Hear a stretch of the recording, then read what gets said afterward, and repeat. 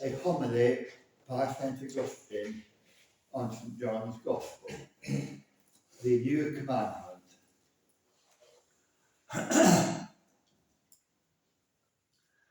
The Lord Jesus declared that he was giving his disciples a new commandment, that they should love one another.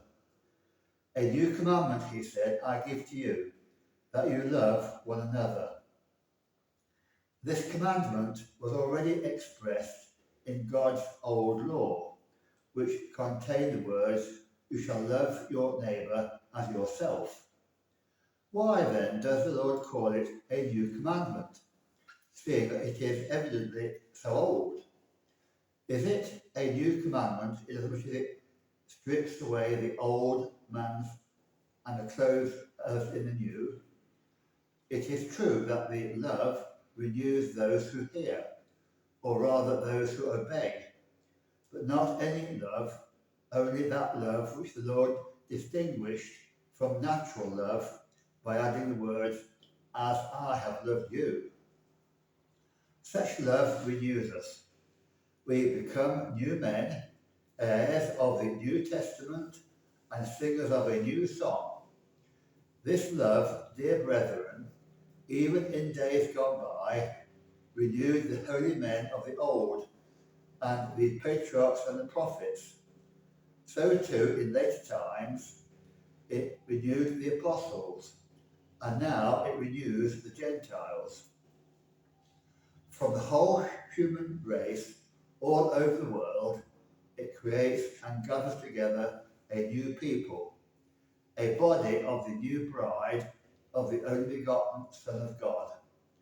It is to her that the words of the Song of Songs apply.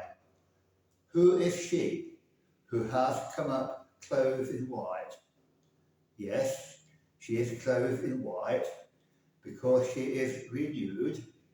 But how is she renewed except by the new commandment? Accordingly, all her members are concerned for one another. If one member suffers, all the members suffer with him. If one member is glorified, all the members rejoice with him. For they hear the Lord's words and keep them. A new commandment I give to you, that you love one another. Not as people love, only to spoil one another, or nor as human beings love one another simply because they are human, but as people love one another because they are all God's and sons of the Most High, and so brothers of the only Son. They love one another with the love with which he loved them, so much that he will lead them to the end, which will bring them fulfillment and the true satisfaction of their desires. For when God is all in all, no desire will be left unfulfilled. This love is given to us by the one who said, as I have loved you, so do you also love one another. He loved us then, so that we might love one another. By loving us, he has bound us together by a mutual love, and by joining the members together in this gentle bond, he has made us the body of which he is the noble head. St. Augustine, yes, that's a good point. We should love one another as he has loved us.